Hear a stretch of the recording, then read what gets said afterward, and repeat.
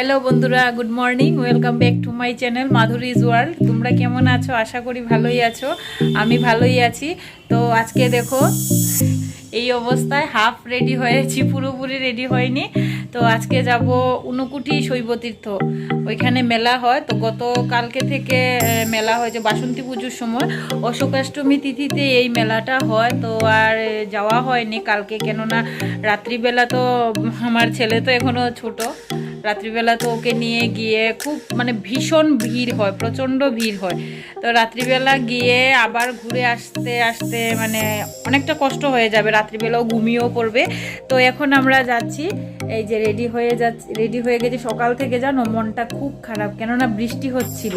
তো বৃষ্টির জন্য তো আর মনটা খুব খারাপ, যেতে পারবো কি না। তো এখন হালকা হালকা রৌদ্র উঠেছে, তো এখন যাবো আর কি। তাই তোমরা দেখতে থাকো, ওইখানে গিয়ে ভীষণ ভীষণ ভালো লাগবে। ওইখানের ভিডিওটা তোমাদেরকে দেখাবো, ভালো লাগবে। কেননা ওইটা এখন খুব সুন্দর করেছে। আর ওইটা শুনেছি আমি ইন্ডিয়ার মধ্যে ইউনেস্কোতে দ্বিতীয় স্থান পেয়েছে তীর্থস্থান হিসাবে। ওইটা একটা বিখ্যাত তীর্থস্থান। তো তোমরা থাকো আমার সঙ্গে, দেখতে থাকো। রেডি হয়ে গেছি, এখন বেরিয়ে পড়বো। আর ও ব্যাগ ট্যাগ নিয়ে নিয়েছি, ওই যে দেখতে পাচ্ছ ব্যাগটা কোথায়। হ্যাঁ, ব্যাগ ট্যাগ নেওয়া হয়ে গেছে আমাদের। আমার ছেলেও রেডি হয়ে গেছে। এই যে ব্যাগ নিয়ে নিয়েছি। ব্যাগের মধ্যে তেমন কিছু নেওয়া হয়নি, জলের বোতল জাস্ট, আর হালকা কিছু শীতের কাপড়, কেননা বৃষ্টি পড়েছে, খুব ঠান্ডা। তো ওইখানে গিয়ে তোমাদের সঙ্গে দেখা হচ্ছে।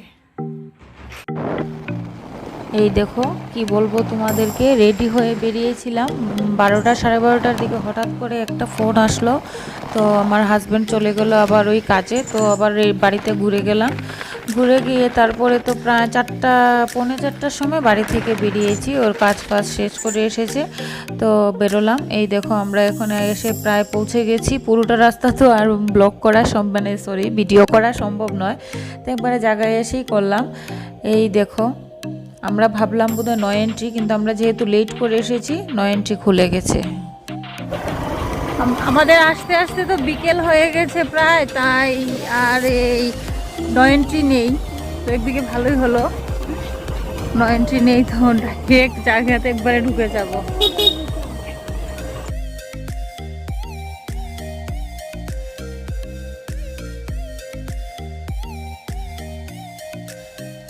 এই দেখো, আমরা এখন নিচে নামবো। নিচে নেমে আর কি স্নানের জন্য নিচে নামবো। আমি স্নান করব না, ও স্নান করবে। আর এই দেখো, সব দেবতাদের ছবি।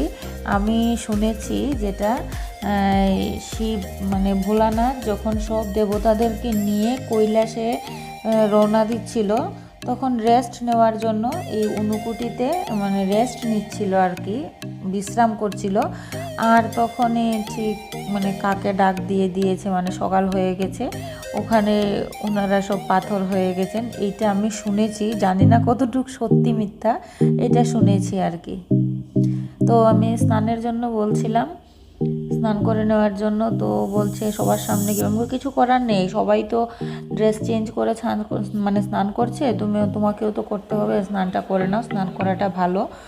আর এই দেখো, এইখানে স্নান টান সেরে এসে গেছে। তো এখানে পুজো দিচ্ছিল, সবাই পুজো দিচ্ছিল। অনেকেরা মানতও করে, যারা মানত করে ছোট ছোট বাচ্চাকে নিয়ে এসেও সেই মানতের পুজোটা দেয়। তো আমার স্বামী স্নান করে এসে গেছে, এখন এখানে পুজো দেবে। এই ফার্স্ট ও ঊনকুটিতে এসে স্নান করে পুজো দিচ্ছে, যদিও অনেকবার এসেছিল। এখন আমি ছেলেকে নিয়ে যাব, নিয়ে গিয়ে এখানে একটু প্রণাম করে নমস্কার করে আশীর্বাদ নিয়ে আসব। প্রচুর লোক আসে, তবে রাতের তুলনায় এখন অনেকটাই কম। ধরো 10 ভাগের 1 ভাগ ধরো এখন। রাত্রেবেলা প্রচুর মানুষ হয়। রাত্রেবেলা ভিউজটা দেখতে খুব রাত্রের ভিউটা দেখতে খুব ভালো লাগে, লাইটিং করে দেখতে খুব মজা লাগে। আমার ছেলে প্রণাম করতে একটু দ্বিধাবোধ করছিল, কেননা এখানে একটু ধুলা বালি কাদা টাদা হয়ে আছে, তাই একটু দ্বিধাবোধ করছিল। তো আমি বলাতে ও করেনি, যে কেননা আমার ছেলের কিন্তু আবার ঠাকুরের প্রতি একটু ভক্তি বিশ্বাসটা একটু বেশি আছে, যে কোনো জায়গায় ঠাকুরের ছবি দেখলে নমস্কার করবে। ওর এটা একটা হ্যাবিট হয়ে গেছে। এখন সেটা কাগজেরই হোক আর পাথরেরই হোক আর মাটিরই হোক, যেখানেই দেখুক রাস্তা দিয়ে আসা যাওয়া করতে করতে যদিও কোনো কিছু দেখে 2 হাত দিয়ে প্রণাম করবে, ওইটা ওর একটা হ্যাবিট।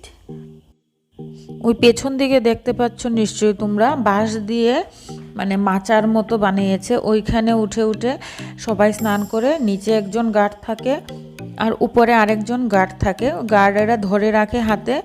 আর 2টা পাথরের মধ্যে মানে একটা ইয়ের মতো কুণ্ডর মতো আছে, ওইটাতে ডুব দিয়ে স্নান করতে হয়, অনেক গভীর। আর সবাই অনেকে জল টলও নিয়ে যায় এখান থেকে।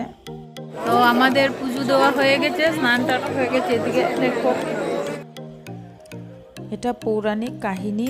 সবাই বলে ঊনকোটিতে নাকি 19 কোটি দেবতারা রয়েছেন। এখানে আসলে যে পুণ্য হয়, তীর্থে গেলেও ওই পুণ্য হয়। সবাই মানে তীর্থের পুণ্য আর এখানের পুণ্য সমান। সবাই বলে এখানে শিব, দুর্গা, এই যে শিবের নটরাজ মূর্তি এখানে মানে আছে। আর এই মানে এখানে এসে অশুকাষ্টমী তিথিতে অনেক লোক দূর দূরান্ত থেকে এসে এখানে স্নান টান করে আর জলও নিয়ে যায়, নিয়ে ঘরে রাখে।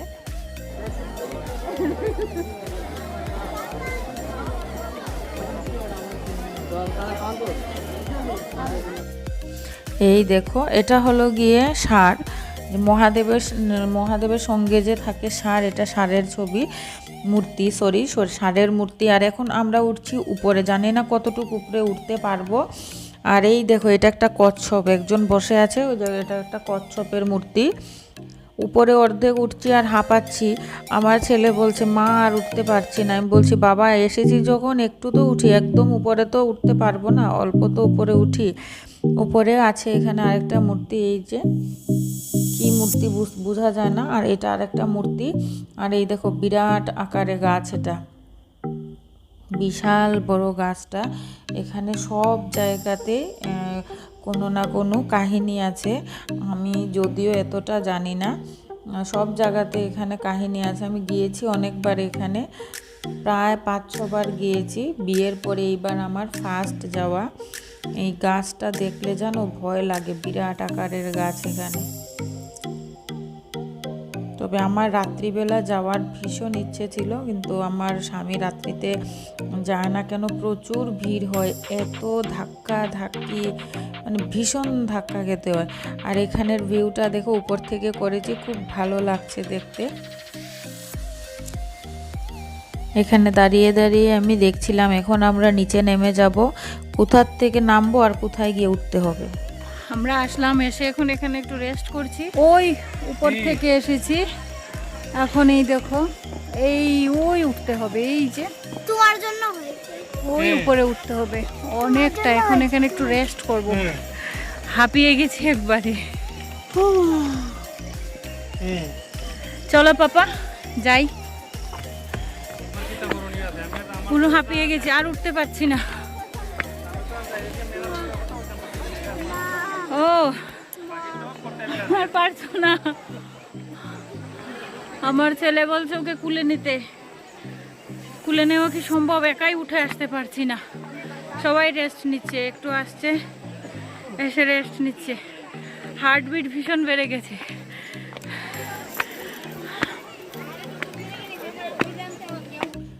প্রথম নামবার সময় এই সাধু বাবা পেয়েছিল তিলক করার জন্য, আমি করিনি। তো আসার সময় আবার বলছিল বেটি লাগালে লাগালে আচ্ছা হোগা, ভোলে বাবা কি কৃপা আছে। তো এভাবে বলছে, তো না করে কি হয়, তো লাগিয়েই নিলাম। टीका फीका लगा लिया और हम अब चलते हैं। জানি না পাপা, সবাই বসে বসে রেস্ট নিচ্ছে। নিচের থেকে যারা উঠে আসে এরা 8 ঘন্টা বসে, তারা 8 ঘন্টা রেস্ট করেই দেখো। উঠি এখন। পাপা কেমন লাগলো বাবা নিচে নেমে তারপর আবার উঠে আসতে? বেস্ট লেগেছে, বেস্ট লেগেছে, বেস্ট লেগেছে। আমাদের বেরোতে বেরোতে লেট হয়ে গেছে। 5টা অবধি গেট খোলা থাকে, 5টা এখন প্রায় 5:30 বাজছে। তাই দেখো গেট লাগিয়ে দিয়েছে। তো আমরা ওই সাইড দিয়ে যাব, সিস্টেম ওইটা। এই দেখো এখনো কত মানুষের ভিড়। এখন বেরোবো এখান থেকে, কিছু খাওয়া দাওয়া করে তারপরে। তো ওইখান থেকে কাছে, ঊনকোটি থেকে কাছে একটা মেলা হয় বটের তল।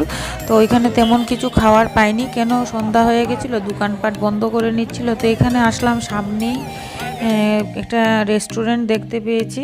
তো এখানে কিছু খাওয়া দাওয়া করে বেরিয়ে পড়বো বাড়ির জন্য। তো এখানে এসে আমার এক দেওরকে পেলাম, তো ওকে নিয়ে রেস্টুরেন্টে ঢুকলাম, কিছু খাওয়া দাওয়া করব, তারপর আমরা এখন বেরিয়ে পড়বো, বাড়িতে চলে যাব। 9:15 বাজছে এখন, এইমাত্র আসলাম ঘরে। আজকে প্রচুর ভিড় ছিল, মানে ভীষণ ভিড় ছিল আজকে, যদিও দ্বিতীয় দিন ছিল মেলার।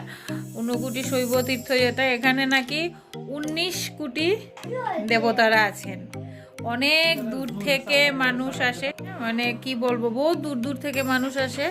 তো বেশিরভাগ দিনের বেলায় ওরা আসে, ট্রেনে করে বা গাড়িতে করে, ওদের সুবিধা মতো আসে। আর রাত্রিবেলাও প্রচুর ভিড় হয়। তো বাচ্চা কাচ্চা নিয়ে রাত্রে আর গেলাম না, তো আজকেই গেলাম। চেহারা ছবি তো দেখতে পাচ্ছ কি অবস্থা, খুব টায়ার্ড, হাতে পায়ে এত ব্যথা, আমি ঘরেও ঢুকতে পারিনি। আমার ছেলে বলছে, মা তোমার ভিডিওটা কমপ্লিট করো, কিছু বলো, বলে ওইটা শেষ করো। ও খুব খেয়াল রাখে আমার, ও খুব খুশি, এই যে ভীষণ খুশি, একটু বেরিয়েছে ঘুরতে, খুব খুশি। তো আজকের মতো এখানে, তো পুরো ভিডিওটা তোমাদের সঙ্গে শেয়ার করলাম। আর বলবে কেমন লাগলো, আর লাইক কমেন্ট শেয়ার সাবস্ক্রাইব করে আমাকে তোমরা সাপোর্ট করবে, প্লিজ প্লিজ প্লিজ। কেমন লাগলো অবশ্যই জানাবে, দেখলেই তো পুরাটা অবশ্যই জানাবে।